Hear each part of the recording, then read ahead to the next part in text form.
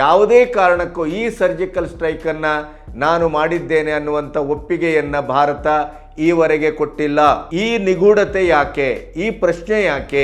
ಆಸಾಮಿನ ಉಲ್ಫಾ ಭಾರತದ ಮಗ್ಗುಲು ಮುಳ್ಳಾಗಿ ಕಾಡಿತ್ತು. ಆದರೆ ಆಸಾಮಿನ ಉಲ್ಫಾವನ್ನ ಹುಟ್ಟಡಗಿಸುವ ಕೆಲಸವನ್ನ ನಮ್ಮ ಸೇನೆ ಮಾಡಿದೆ. ಮಣಿಪುರದ ಹಿಂಸೆಗೆ ಈ ಉಲ್ಫಾವನ್ನಷ್ಟೇ ಅಲ್ಲ, ಆ ಇಡೀಯದಾದಂಥ ಮೈನ್ಮಾರಿನ ಅರಾಜಕತೆಯು ಬಹಳಷ್ಟು ಕಾರಣವಾಗಿದೆ. ಉಲ್ಫಾ 1 ಮೇಲೆ ದಾಳಿ ಮಾಡಿದಾಗಲೆಲ್ಲ ಅವರಿಂದ ವಶಪಡಿಸಿಕೊಂಡ ಶಸ್ತ್ರಾಸ್ತ್ರಗಳನ್ನು ಪರಿಶೀಲನೆ ಮಾಡಿದಾಗ ಅದು ನೇರವಾಗಿ ಚೈನಾದ ಒದಗಿಸಿದ ಶಸ್ತ್ರಾಸ್ತ್ರಗಳಾಗಿದ್ದಾವೆ. ನೀವು ಯಾವ ದಾರಿಯಲ್ಲಾದರೂ ಬನ್ನಿ, ನಾವು ನಿಮ್ಮನ್ನ ಹುಟ್ಟಡಗಿಸ್ತೇವೆ ಅನ್ನುವಂಥ ನಿಖರವಾದಂಥ ಒಂದು ಸೂಚನೆಯನ್ನ, ಸಂದೇಶವನ್ನ ಈ ಸರ್ಜಿಕಲ್ ಸ್ಟ್ರೈಕ್ ನೀಡಿದೆ.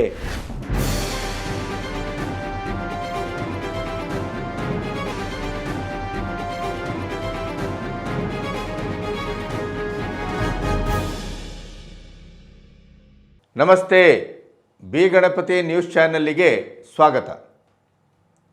ಭಾರತ ಯಾರೂ ನಿರೀಕ್ಷೆ ಮಾಡದೇ ಇದ್ದಂಥ ಒಂದು ಸರ್ಜಿಕಲ್ ಸ್ಟ್ರೈಕನ್ನು ಅತ್ಯಂತ ಗೌಪ್ಯವಾಗಿ, ಮೌನವಾಗಿ ಮಾಡಿ ಮುಗಿಸಿದೆ. 100ಕ್ಕೂ ಹೆಚ್ಚು ಸುಸೈಡ್ ಡ್ರೋನ್ಗಳನ್ನು ಬಳಸಿ ನೇರವಾಗಿ ಯಾವ ಟಾರ್ಗೆಟನ್ನು ಮುಟ್ಟಬೇಕಾಗಿತ್ತೋ ಆ ಟಾರ್ಗೆಟನ್ನು ಮುಟ್ಟಿದೆ. ಆದರೂ ಕೂಡ ಭಾರತ ಈ ಸರ್ಜಿಕಲ್ ಸ್ಟ್ರೈಕನ್ನು ನಾನು ಮಾಡಿದ್ದೇನೆ, ಈ ರೀತಿಯ ಉದ್ದೇಶಕ್ಕಾಗಿ ಮಾಡಿದ್ದು ಅನ್ನುವಂಥ ಯಾವುದೇ ರೀತಿಯ ಸುದ್ದಿಯನ್ನಾಗಲಿ ತನ್ನ ಒಪ್ಪಿಗೆಯನ್ನಾಗಲಿ ಇವತ್ತಿನವರೆಗೂ ಕೊಟ್ಟಿಲ್ಲ. ಆಪರೇಷನ್ ಸಿಂಧೂರ ಕೇವಲ ಪಾಸ್ ಸ್ಥಿತಿಯಲ್ಲಿತ್ತೇ ಹೊರತು ಆಪರೇಷನ್ ಸಿಂಧೂರ ಯಾವತ್ತೂ ಅದು ಪೂರ್ಣ ವಿರಾಮವನ್ನು ತೆಗೆದುಕೊಂಡಿರಲಿಲ್ಲ. ನಿಮಗೆಲ್ಲರಿಗೂ ಗೊತ್ತಿದೆ, ಪಾಕಿಸ್ತಾನದೊಟ್ಟಿಗೆ ಕದನ ವಿರಾಮವನ್ನು ಮಾಡುವ ಹೊತ್ತಿಗೆ ಭಾರತ ಒಪ್ಪಿಕೊಂಡಂಥ ಅಥವಾ ಹಾಕಿದ ಷರತ್ತೇ ಅದು. ಯಾವುದೇ ಕಾರಣಕ್ಕೂ ಭಾರತದ ಗಡಿ ಭಾಗದಲ್ಲಿ ಅಥವಾ ಭಾರತದ ಒಳಗಡೆ ನುಗ್ಗುವ ಪ್ರಯತ್ನವನ್ನು ಪಾಕಿಸ್ತಾನದ ಭಯೋತ್ಪಾದಕ ಸಂಘಟನೆಗಳು 1 ಇಂಚು ಮುಂದೆ ಬಂದರೂ ಕೂಡ ನಾವು ಅದನ್ನು ಆ್ಯಕ್ಟ್ ಆಫ್ ವಾರ್ ಅಂತ ಕರಿತೇವೆ, ಯುದ್ಧವನ್ನು ಘೋಷಿಸ್ತೇವೆ. ನಿಮ್ಮನ್ನು ಹೆಡೆಮುರಿ ಕಟ್ಟುವುದಲ್ಲಷ್ಟೇ ಅಲ್ಲ, ನಿಮ್ಮನ್ನು ನಾಮಾವಶೇಷ ಮಾಡ್ತೇವೆ. ಹಾಗಾದರೆ ಅಂಥ ಕೆಲಸಕ್ಕೆ ಭಾರತ ಮುಂದಾಯಿತೇ ಅನ್ನುವಂಥ ಪ್ರಶ್ನೆ ಈಗ ಬಹಳ ಗಂಭೀರವಾಗಿ ಹುಟ್ಕೊಂಡಿದೆ. ಹಾಗಾದರೆ ಈ ಸರ್ಜಿಕಲ್ ಸ್ಟ್ರೈಕ್ ಯಾವುದು? ಈವರೆಗೆ ಬಹುತೇಕವಾಗಿ ಪಾಕಿಸ್ತಾನದ ಮೇಲೆ, ಪಾಕಿಸ್ತಾನದ ಭಯೋತ್ಪಾದಕ ದಾಳಿಗಳನ್ನು ಎದುರಿಸುವ ನೆಲೆಯಲ್ಲಿ ಪ್ರತಿಕ್ರಿಯಾತ್ಮಕವಾದಂಥ ಸರ್ಜಿಕಲ್ ಸ್ಟ್ರೈಕ್ ಅಥವಾ ಏರ್ ಸ್ಟ್ರೈಕ್ ಅಥವಾ ಆಪರೇಷನ್ ಸಿಂಧೂರ ಯಾವುದನ್ನೇ ಭಾರತ ಕೈಗೊಂಡಿದ್ರೂ ಕೂಡ ಪಾಕಿಸ್ತಾನ ಅದನ್ನು ಡಿನೈ ಮಾಡ್ತಾ ಇತ್ತು, ನಿರಾಕರಿಸ್ತಾ ಇತ್ತು. ಭಾರತ ನಮ್ಮ ಮೇಲೆ ಯಾವುದೇ ದಾಳಿ ಮಾಡಿಲ್ಲ, ನಮಗೆ ಹಾನಿ ಆಗಿಲ್ಲ, ಹಾಗಿಲ್ಲ, ಹೀಗಿಲ್ಲ, ಸುಳ್ಳುಗಳ ಸರಮಾಲೆಯನ್ನೇ ವಿಶ್ವದ ಎದುರಿಡ್ತಾ ಇತ್ತು. ಆವಾಗ ಭಾರತ ಅದಕ್ಕೆ ತಕ್ಕ ದಾಖಲೆಗಳನ್ನು ಕೊಟ್ಟು, ಸಾಕ್ಷ್ಯಗಳನ್ನು ಕೊಟ್ಟು, ನಾವು ಮಾಡಿದ ಕಾರ್ಯವನ್ನು ಸಿಂಧುಗೊಳಿಸಬೇಕಾದಂಥ ಒಂದು ಅನಿವಾರ್ಯತೆ ಭಾರತಕ್ಕಿತ್ತು ಈವರೆಗೆ. ಆದರೆ ಈ ಸರ್ಜಿಕಲ್ ಸ್ಟ್ರೈಕ್, ನಿನ್ನೆ ನಡೆದಂಥ ಈ ಸರ್ಜಿಕಲ್ ಸ್ಟ್ರೈಕ್, ಬೆಳ್ಳಂಬೆಳಗ್ಗೆ ಆ ಸರ್ಜಿಕಲ್ ಸ್ಟ್ರೈಕನ್ನು ಮಾಧ್ಯಮದವರು ಕೂಡ ಭಾರತೀಯ ಸೇನೆಯನ್ನು ಪ್ರಶ್ನಿಸಿದಾಗಲೂ ಹೌದಾ, ಹೀಗೊಂದು ಆಗಿದೆಯಾ ಅನ್ನುವಂಥ ಪ್ರಶ್ನೆಯನ್ನೇ ಮತ್ತೆ ಮಾಧ್ಯಮಕ್ಕೆ ಇಡಲಾಯಿತೇ ಹೊರತು ಯಾವುದೇ ಕಾರಣಕ್ಕೂ ಈ ಸರ್ಜಿಕಲ್ ಸ್ಟ್ರೈಕನ್ನು ನಾನು ಮಾಡಿದ್ದೇನೆ ಅನ್ನುವಂಥ ಒಪ್ಪಿಗೆಯನ್ನು ಭಾರತ ಈವರೆಗೆ ಕೊಟ್ಟಿಲ್ಲ. ಈ ನಿಗೂಢತೆ ಯಾಕೆ? ಈ ಪ್ರಶ್ನೆ ಯಾಕೆ? ಹಾಗಾದರೆ ಸರ್ಜಿಕಲ್ ಸ್ಟ್ರೈಕ್ ಆದದ್ದು ಎಲ್ಲಿ? ಭಾರತ ಏಕಕಾಲದಲ್ಲಿ, ಏಕಗಂಟಿನಲ್ಲಿ ಬಾಂಗ್ಲಾ, ಪಾಕಿಸ್ತಾನ ಮತ್ತು ಚೈನಾವನ್ನು ಈ ಸರ್ಜಿಕಲ್ ಸ್ಟ್ರೈಕಿಂದ ಅತ್ಯಂತ ತ್ವರಿತ ಮತ್ತು ನಿಖರವಾಗಿ ಭಯಭೀತಗೊಳಿಸಿದೆ, ತಲ್ಲಣಗೊಳಿಸಿದೆ. ಹಾಗಾದರೆ ಈ ಸರ್ಜಿಕಲ್ ಸ್ಟ್ರೈಕ್ ನಡೆದದ್ದು ಎಲ್ಲಿ, ಯಾಕೆ? ಈ ವಿವರಗಳನ್ನು ನಿಮ್ಮೆದುರು ಸ್ಪಷ್ಟವಾಗಿ, ನಿಖರವಾಗಿ, ವಿವರಣಾತ್ಮಕವಾಗಿ ಇಡಲಿಕ್ಕೆ ನಾನು ಕೂತಿದ್ದೇನೆ.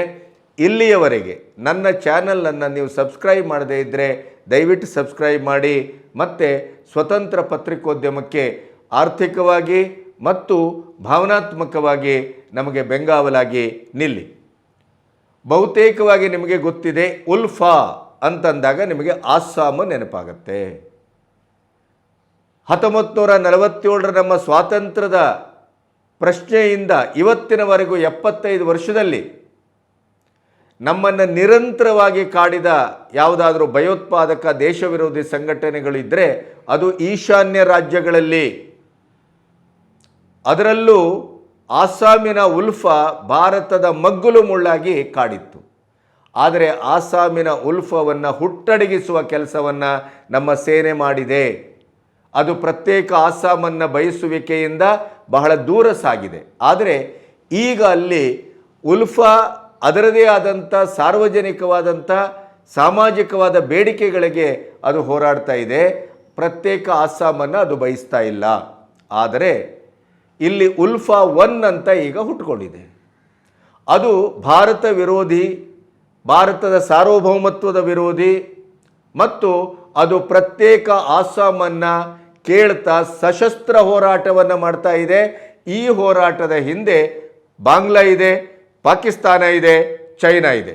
ಪಾಕಿಸ್ತಾನದ ISI ನೇರವಾಗಿ ಫಂಡ್ ಮಾಡ್ತಾ ಇದೆ. ಇದು ಭಾರತಕ್ಕೆ ಬಹಳ ದೊಡ್ಡ ಆತಂಕವಾಗಿ ಕಾಡ್ತಾ ಇದೆ. ಇದರ ಮೇಲೆ ನಿರಂತರವಾಗಿ ದಾಳಿ ನಡೀತಾ ಇದೆ. ಆದರೆ ನಿನ್ನೆ ಭಾರತ ಬಹಳ ದೊಡ್ಡ ಮಟ್ಟದಲ್ಲಿ ಸರ್ಜಿಕಲ್ ಸ್ಟ್ರೈಕ್ ಮಾಡಿದೆ. ಆ ಸರ್ಜಿಕಲ್ ಸ್ಟ್ರೈಕಲ್ಲಿ ಕನಿಷ್ಠ ಪಕ್ಷ ಅವರ ಮುಖ್ಯವಾದ 4 ಬೆಟಾಲಿಯನ್ ಪುಡಿಪುಡಿಯಾಗಿದೆ, ಧ್ವಂಸವಾಗಿದೆ. 19ಕ್ಕೂ ಹೆಚ್ಚು ಜನ ಗಾಯಾಳುಗಳಾಗಿದ್ದಾರೆ. ಬಹಳಷ್ಟು ಸಾವು ನೋವುಗಳು ಸಂಭವಿಸಿದೆ. ಇದಕ್ಕಿಂತ ಮುಖ್ಯವಾಗಿ ಉಲ್ಫಾ 1ನ ನಯನ್ ಅಸ್ಸಾಂ ಮೂಲಭೂತವಾಗಿ ಅದರ ಇಡೀ ಸಂಘಟನೆಯ ಮುಖಂಡ ಸತ್ತಿದ್ದಾನೆ. ಇದು ನಾವು ಹೇಳ್ತಾ ಇದ್ದದ್ದಲ್ಲ, ಇದು ಭಾರತ ಒಪ್ಪಿಕೊಳ್ತಾ ಇಲ್ಲ. ಆದರೆ ಈ ಉಲ್ಫಾ 1 ಅಂತೇನಿದೆಯಲ್ಲ ಅದರ ಇಡೀ ಪತ್ರಿಕಾ ಪ್ರಕಟಣೆ ಈಗ ಹೇಳ್ತಾ ಇದೆ ಏನು ಅಂತಂದರೆ, ಭಾರತ ಸರ್ಜಿಕಲ್ ಸ್ಟ್ರೈಕ್ ಮಾಡಿ ನಮ್ಮನ್ನು ಅತ್ಯಂತ ಆಘಾತಕ್ಕೀಡು ಮಾಡಿದೆ, ನಮಗೆ ಸಿಕ್ಕಾಪಟ್ಟೆ ಹಾನಿಯಾಗಿದೆ, ನಮ್ಮ ಲೆಫ್ಟಿನೆಂಟ್ ಕರ್ನಲ್ ಸತ್ತಿದ್ದಾನೆ, ಸಾವು ನೋವುಗಳು ಸಂಭವಿಸಿವೆ ಅಂತ ಅದು ಪ್ರಕಟಣೆಯನ್ನು ಕೊಟ್ಟಿದೆ. ಆ ಪ್ರಕಟಣೆಯ ಆಧಾರದಲ್ಲಿ ಭಾರತದ ಮಾಧ್ಯಮಗಳು ಸೈನ್ಯಕ್ಕೆ ಪ್ರಶ್ನಿಸಿದರೆ, ಹೌದಾ ಹೀಗೊಂದು ಆಯ್ತಾ, ನಮಗೆ ಗೊತ್ತೇ ಇಲ್ವಲ್ಲ ಅನ್ನುವಂಥ ಉತ್ತರವನ್ನು ಕೊಟ್ಟಿದೆ. ಹಾಗಾದರೆ ಈ ಗೌಪ್ಯತೆ ಯಾಕೆ?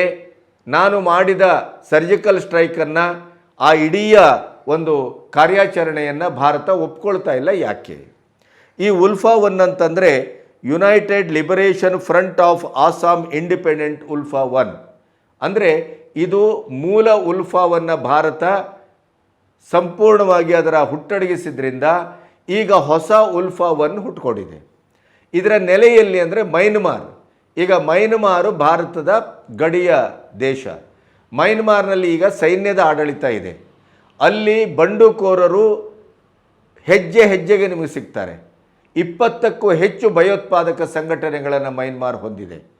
ಮೈನ್ಮಾರಿನ ಪ್ರಜಾಪ್ರಭುತ್ವದ ಆಡಳಿತವನ್ನು ನಿರ್ನಾಮಗೊಳಿಸಿ ಬಲಾತ್ಕಾರದಿಂದ ಸೈನ್ಯ ತನ್ನ ತೆಕ್ಕೆಗೆ ಆಡಳಿತವನ್ನು ತೆಗೆದುಕೊಂಡಿದೆ. ಆದರೆ ಸೈನ್ಯಕ್ಕೆ ಮೈನ್ಮಾರನ್ನು ನಿಭಾಯಿಸಲಿಕ್ಕಾಗ್ತಾ ಇಲ್ಲ. ಯಾಕೆಂತಂದರೆ ಅಲ್ಲಿ ಹೆಜ್ಜೆ ಹೆಜ್ಜೆಗೆ ಭಯೋತ್ಪಾದಕರು, 20ಕ್ಕೂ ಹೆಚ್ಚು ಅಲ್ಲಿ ಭಯೋತ್ಪಾದಕ ಸಂಘಟನೆಗಳಿವೆ. ಕೆಲವು ಮೈನ್ಮಾರನ್ನು ಪ್ರತ್ಯೇಕ ದೇಶವಾಗಿ ಕೇಳ್ತಾ ಇದೆ. ಕೆಲವು ಸಂಘಟನೆಗಳು, ಭಯೋತ್ಪಾದಕ ಸಂಘಟನೆಗಳು ಸೈನ್ಯ ಆಡಳಿತವನ್ನು ಕೊನೆಗೊಳಿಸಿ ಪ್ರಜಾಪ್ರಭುತ್ವವನ್ನು ಮರುಸ್ಥಾಪನೆಗೆ ಹೊರಟಿದೆ. ಮೈನ್ಮಾರು ಮತ್ತು ಭಾರತದ ಸಂಬಂಧ ಚೆನ್ನಾಗಿದೆ. ಮೈನ್ಮಾರು ಪ್ರಜಾಪ್ರಭುತ್ವದ ಒಂದು ದೇಶವಾಗಿ ಮರು ಹುಟ್ಟನ್ನು ಪಡೆಯಬೇಕು ಅನ್ನುವ ಕಾರಣಕ್ಕಾಗಿ ಅಲ್ಲಿ ಭಾರತ ಬಹಳಷ್ಟು ಯೋಜನೆಗಳನ್ನು ನಿಯೋಜಿಸ್ತಾ ಇದೆ, ಬಹಳಷ್ಟು ಸಹಕಾರವನ್ನು ಮಾಡ್ತಾ ಇದೆ. ಆದರೆ ಸೈನ್ಯ ಆಡಳಿತ ಆ ಸಹಕಾರಕ್ಕೆ ಮರುಸ್ಪಂದನೆಯನ್ನು ಮಾಡ್ತಾ ಇಲ್ಲ, ಅವರಿಗೆ ಅಭಿವೃದ್ಧಿಯನ್ನು ಮಾಡಲಿಕ್ಕಾಗ್ತಾ ಇಲ್ಲ. ಅಲ್ಲಿಯ ಸಾಮಾಜಿಕ, ಸಾಂಸ್ಕೃತಿಕ, ರಾಜಕೀಯ ವ್ಯವಸ್ಥೆಯನ್ನು ಕೂಡ ನಿಭಾಯಿಸಲಿಕ್ಕಾಗ್ತಾ ಇಲ್ಲ. ಇಂಥ ಪರಿಸ್ಥಿತಿಯಲ್ಲಿ ಉಲ್ಫಾ 1 ಅಂತ ಅಲ್ಲ, ಅಲ್ಲಿ ಯಾವುದೇ ಭಯೋತ್ಪಾದಕ ಸಂಘಟನೆಗಳು, ಅದು ನಿಮಗೆ ಬೇರೆ ಬೇರೆ ರೀತಿಯಲ್ಲಿ ಹೇಳಬೇಕು ಅಂತಾದರೆ ಅಲ್ಲಿ ಈಶಾನ್ಯ ರಾಜ್ಯಗಳು ಅಂತೇನಿದೆ, ಆ ಈಶಾನ್ಯ ರಾಜ್ಯಗಳಲ್ಲಿ ಯಾವುದೇ ರಾಜ್ಯದಲ್ಲಿ ಭಯೋತ್ಪಾದಕ ಸಂಘಟನೆಗಳಿದ್ದರೂ ಅದರ ನೆಲೆಯಲ್ಲಿ ಅಂತಂದರೆ ಮೈನ್ಮಾರಿನ ಕಾಡುಗಳು. ಅಲ್ಲಿ ಹೇಳುವವರಿಲ್ಲ, ಕೇಳುವವರಿಲ್ಲ, ಯಾರು ಬೇಕಾದರೂ ಹೋಗಿ ಅಲ್ಲಿ ನೆಲೆ ನಿಲ್ಲಬಹುದು ಅಂತ ಒಂದು ಪರಿಸ್ಥಿತಿ ಇದೆ.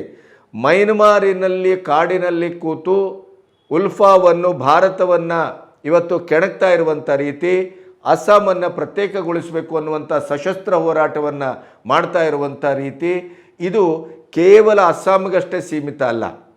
ಇದರಿಂದ ನಮಗೆ ನಾಗಾಲ್ಯಾಂಡು, ಮಣಿಪುರ, ಮಿಜೋರಾಮು ಇವೆಲ್ಲವೂ ಸಮಸ್ಯೆ ಆಗ್ತಾ ಇದೆ. ಯಾಕೆಂತಂದರೆ ಮಣಿಪುರದ ಹಿಂಸೆಗೆ ಈ ಉಲ್ಫಾವನ್ನಷ್ಟೇ ಅಲ್ಲ, ಆ ಇಡೀದಾದಂಥ ಮೈನ್ಮಾರಿನ ಅರಾಜಕತೆಯು ಬಹಳಷ್ಟು ಕಾರಣವಾಗಿದೆ. ಯಾಕೆಂತಂದರೆ ವಿದೇಶಿ ಶಕ್ತಿಗಳು ಭಾರತದ ವಿರೋಧ ಶಕ್ತಿಗಳೊಟ್ಟಿಗೆ, ಭಾರತವನ್ನು ಕೆಣಕುವ ಶಕ್ತಿಗಳೊಟ್ಟಿಗೆ, ಭಾರತದ ಅಖಂಡತೆಯನ್ನು ಪುಡಿಗಟ್ಟಬೇಕು ಅಂತ ಯಾವೆಲ್ಲ ಸಂಘಟನೆಗಳು ಹೊರಡ್ತಾವೋ ಅದಕ್ಕೆ ನೇರವಾದ ಹಣಕಾಸಿನ ಶಸ್ತ್ರಾಸ್ತ್ರದ ಸಹಕಾರವನ್ನು ಮಾಡ್ತವೆ. ಈಗಾಗಲೇ ಉಲ್ಫಾ 1 ಮೇಲೆ ದಾಳಿ ಮಾಡಿದಾಗಲೆಲ್ಲ ಅವರಿಂದ ವಶಪಡಿಸಿಕೊಂಡ ಶಸ್ತ್ರಾಸ್ತ್ರಗಳನ್ನು ಪರಿಶೀಲನೆ ಮಾಡಿದಾಗ ಅದು ನೇರವಾಗಿ ಚೈನಾದ ಒದಗಿಸಿದ ಶಸ್ತ್ರಾಸ್ತ್ರಗಳಾಗಿದ್ದಾವೆ. ಮೂಲತಃ ಪಾಕಿಸ್ತಾನದ ISI ಫಂಡಿಂಗನ್ನು ಮಾಡ್ತಾ ಇದೆ, ಬಾಂಗ್ಲಾ ಸಹಕಾರವನ್ನು ಕೊಡ್ತಾ ಇದೆ, ಅದರ ಜೊತೆಗೆ ಚೈನಾ ಶಸ್ತ್ರಾಸ್ತ್ರಗಳನ್ನು ಕೊಡ್ತಾ ಇದೆ. ಹಾಗಾಗಿ ಈ ಸರ್ಜಿಕಲ್ ಸ್ಟ್ರೈಕ್ ಏನಿದೆ ಇವತ್ತು ಉಲ್ಫಾ 1ನ ಹೆಡೆಮುರಿ ಕಟ್ಟುವಂಥ ಕೆಲಸದಲ್ಲಿ 100% ಯಶಸ್ವಿಯಾದಂಥ ನಿನ್ನೆಯ ಸರ್ಜಿಕಲ್ ಸ್ಟ್ರೈಕ್ ಏನಿದೆ, ಕೇವಲ ಉಲ್ಫಾ 1 ಅಥವಾ ಮೈನ್ಮಾರಿನ ಅಂತಾರಾಷ್ಟ್ರೀಯ ಗಡಿಯನ್ನು ದಾಟಿ ಅಲ್ಲಿಯ ಕಾಡಿನಲ್ಲಿ ಅವಿತಿರುವಂಥ ಅವರ ನೆಲೆಗಳನ್ನು ಪುಡಿಗಟ್ಟಿ ಅವರ ಮುಖಂಡನನ್ನು ಹೊಡೆದುರುಳಿಸಿ ಇವತ್ತು ಏನು ಯಶಸ್ಸು ಸಾಧಿಸಿದೆ ಭಾರತೀಯ ಸೇನೆ, ಅದು ಕೇವಲ ಉಲ್ಫಾ 1ನ ಮೇಲಿನ ದಾಳಿ ಅಷ್ಟೇ ಅಲ್ಲ, ಏಕಕಾಲದಲ್ಲಿ ಭಾರತವನ್ನು ಮುಟ್ಲಿಕ್ಕೆ ಬಂದರೆ ಚೈನಾ, ಬಾಂಗ್ಲಾ, ಪಾಕಿಸ್ತಾನಕ್ಕೆ ತಕ್ಕ ಉತ್ತರವನ್ನು ಕೊಡಲಾಗುವುದು. ಕೈಯಲ್ಲಿ ನಮಸ್ಕಾರ ಬಗಲಲ್ಲಿ ದೊಣ್ಣೆ ಮಾಡಬೇಡಿ, ಇಬ್ಬಗೆಯ ನೀತಿ ಕೂಡದು ಅನ್ನುವ ಸೂಚನೆಯನ್ನು, ಸಂದೇಶವನ್ನು, ಎಚ್ಚರಿಕೆಯನ್ನು ಭಾರತ ಈ ಸರ್ಜಿಕಲ್ ಸ್ಟ್ರೈಕ್ ಮೂಲಕ ಕೊಟ್ಟಿದೆ. ಅಂತಾರಾಷ್ಟ್ರೀಯ ಗಡಿಯನ್ನು ದಾಟಬೇಕಾಗಿರೋದ್ರಿಂದ, ಮೈನ್ಮಾರಿನ ಕಾಡಿನ ಒಳಗಡೆ ಅವುತ್ತಿರುವಂಥ ಉಲ್ಫಾ 1 ಹೊಡೆಯಬೇಕಾಗಿರೋದ್ರಿಂದ ಕೆಲವು ತಾಂತ್ರಿಕ ಕಾರಣಕ್ಕಾಗಿ ಪ್ರಾಯಶಃ ಭಾರತ ಈ ಕಾರ್ಯಾಚರಣೆಯನ್ನು ಗೌಪ್ಯವಾಗಿಟ್ಟಿದೆ. ಯಾಕೆಂತಂದರೆ ಮೊದಲಿಂದಲೂ ಈಶಾನ್ಯ ರಾಜ್ಯಗಳಲ್ಲಿ ಭಯೋತ್ಪಾದಕತೆಯ ತಂಡಗಳು ಸ್ವತಂತ್ರ ಭಾರತದಲ್ಲಿ ಯಾವತ್ತೂ ಕಾಣಿಸ್ಕೊಳ್ತಾ ಇದೆ. ಈ 75 ವರ್ಷದಲ್ಲಿ ಈಶಾನ್ಯ ರಾಜ್ಯಗಳ ಇಡೀ ಬೆಂಕಿಯ ಆ ನಿಗಿ ಅನ್ನುವಂಥ ಭಯೋತ್ಪಾದಕರ ಒಟ್ಟು ಚಟುವಟಿಕೆ ಭಾರತಕ್ಕೆ ನುಂಗಲಾರದ ತುತ್ತಾಗಿದೆ. ಅಲ್ಲಿ ಹಲವಾರು ಬುಡಕಟ್ಟು ಜನಾಂಗಗಳಿದ್ದಾವೆ, ಆದಿವಾಸಿಗಳಿದ್ದಾರೆ. ಆದ್ದರಿಂದ ಭಾರತದ ಸೇನೆ ಅಲ್ಲಿ ಭಾರತದ ಅಖಂಡತೆಗೆ ವಿರೋಧವಾಗಿ ನಡ್ಕೊಂಡಂಥ ಭಯೋತ್ಪಾದಕರ ವಿರುದ್ಧ ಕಾರ್ಯಾಚರಣೆ ಮಾಡಿದಾಗಲೆಲ್ಲ ಅಲ್ಲಿಯ ಈ ಮೂಲ ನಿವಾಸಿಗಳು, ಆದಿವಾಸಿಗಳು, ಬುಡಕಟ್ಟು ಜನಾಂಗ ತೀವ್ರವಾದ ವಿರೋಧವನ್ನು ಮಾಡ್ತಾ ಇದೆ.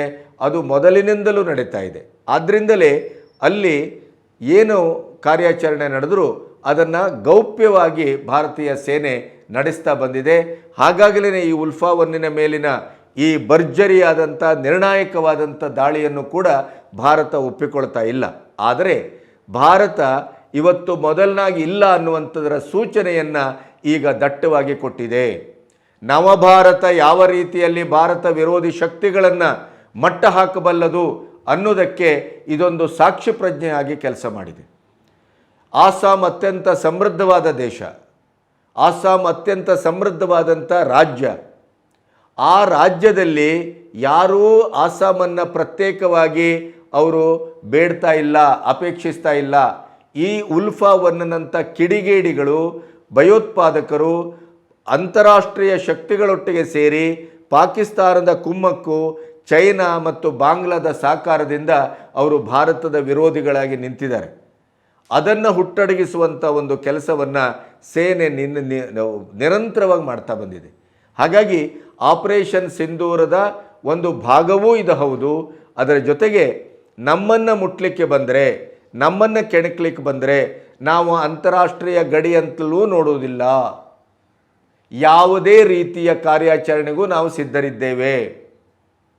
ಆದ್ದರಿಂದ ಭಾರತ ವಿರೋಧಿ ಶಕ್ತಿಗಳೊಟ್ಟಿಗೆ, ಭಾರತದ ಒಳಗಿನ ಮತ್ತು ಭಾರತದ ಹೊರಗಿನ ಶಕ್ತಿಗಳೊಟ್ಟಿಗೆ ಏಕಕಾಲದಲ್ಲಿ ಮುಖಾಮುಖಿಯಾದಂಥ ಒಂದು ಸರ್ಜಿಕಲ್ ಸ್ಟ್ರೈಕ್ ಇದು ಅಂತ ಇಡೀ ದೇಶ ಭಾವಿಸ್ತಾ ಇದೆ.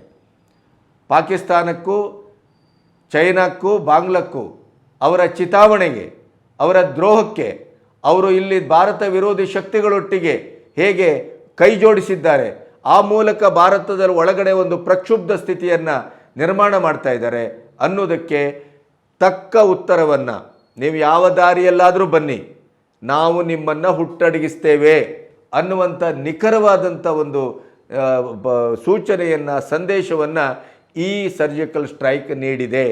ಅದರ ಜೊತೆಗೆ ಭಾರತ ಇವತ್ತು ಎಷ್ಟು ಬಲಿಷ್ಠವಾಗಿದೆ ಮತ್ತು ಸೈನ್ಯದ ದೃಷ್ಟಿಯಿಂದ ಎಷ್ಟು ಕರಾರುವಕ್ಕಾಗಿದೆ ಅನ್ನೋದಕ್ಕೆ ಮತ್ತೊಂದು ಸಾಕ್ಷಿ ಇದು.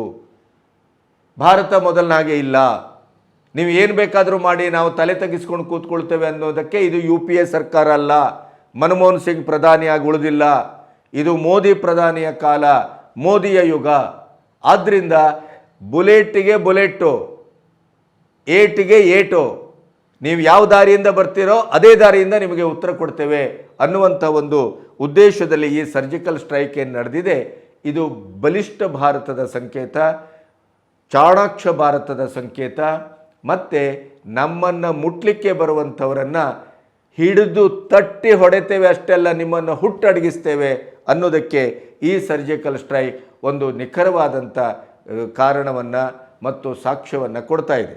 ಭಾರತ ಒಪ್ಪುತ್ತಾ ಇಲ್ಲ ಅನ್ನೋದರ ಅರ್ಥ ಭಾರತ ಅದನ್ನು ನಿರಾಕರಿಸ್ತಾ ಇಲ್ಲ ಅಂತಲ್ಲ. ಬಹುಶಃ ಸಾಕ್ಷ್ಯ ಸಮೇತ ಇನ್ನು ಮುಂದಿನ ದಿನಗಳಲ್ಲಿ ಈ ಸರ್ಜಿಕಲ್ ಸ್ಟ್ರೈಕನ್ನು ನಾವು ಯಾಕೆ ಮಾಡಿದ್ದೇವೆ, ಅದರ ಪರಿಣಾಮ ಏನು ಅನ್ನೋದನ್ನು ಹೇಳಬಹುದು. ಆದರೆ ಒಂದು ನಿರ್ದಿಷ್ಟವಾದಂಥ ಸಂದೇಶವನ್ನು ಅಂತಾರಾಷ್ಟ್ರೀಯ ಮಟ್ಟದಲ್ಲಿ ಕೊಟ್ಟದ್ದೇನು ಅಂತಂದರೆ, ನೀವು ನಮ್ಮನ್ನು ಮುಟ್ಲಿಕ್ಕೆ ಬರುವವರಿಗೆ ಸಹಕಾರವನ್ನು ಕೊಟ್ಟರೆ, ಶಸ್ತ್ರಾಸ್ತ್ರಗಳನ್ನು ಕೊಟ್ಟರೆ, ಅವರನ್ನು ಸಾಕಿದರೆ, ಮಣಿಪುರದ ಗಲಾಟೆಯ ಹಿಂದೆ ಇದೇ ಪಾಕಿಸ್ತಾನ, ಇದೇ ಚೈನಾ, ಇದೇ ಬಾಂಗ್ಲಾ ಇರುವಂಥದ್ದು.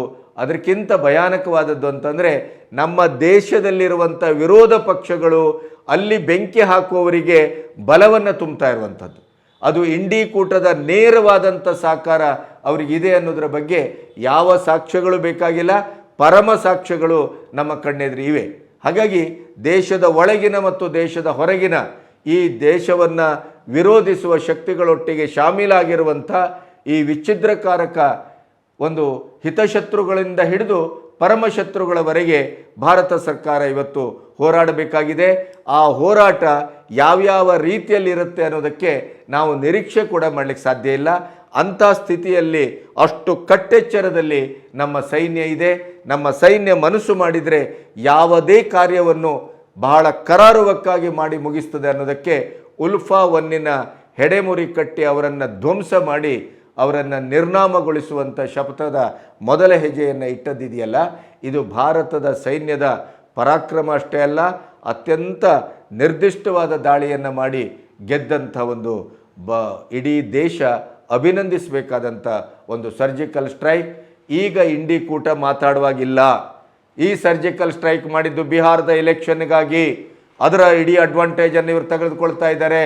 ನೋ, ಯಾಕೆ ಅಂತಂದರೆ ಸರ್ಜಿಕಲ್ ಸ್ಟ್ರೈಕ್ ಮಾಡಿದ್ದೇ ನಾವಲ್ಲ ಅನ್ನುವ ರೀತಿಯಲ್ಲಿ ಇವತ್ತು ಸೈನ್ಯ ವರ್ತಿಸ್ತಾ ಇದೆ. ಹಾಗಾಗಿ ಇದು ದೇಶವನ್ನು ಕಟ್ಟುವ, ದೇಶ ವಿರೋಧಿಗಳನ್ನು ಸದೆಬಡಿಯುವ ಮತ್ತು ದೇಶದೊಟ್ಟಿಗೆ ಆಟ ಆಡುವಂಥ ವಿದೇಶಿ ಶಕ್ತಿಗಳೊಟ್ಟಿಗೆ ನೇರವಾಗಿ ಚಾಲೆಂಜ್ ಮಾಡಿದಂಥ ಒಂದು ಸರ್ಜಿಕಲ್ ಸ್ಟ್ರೈಕ್. ಭಾರತದ ಸೇನೆಗೆ ಒಂದು ಸೆಲ್ಯೂಟನ್ನು ಕೊಡ್ತಾ ಈ ಮಾತನ್ನು ಮುಗಿಸ್ತಾ ಇದ್ದೇನೆ. ನಮಸ್ತೆ.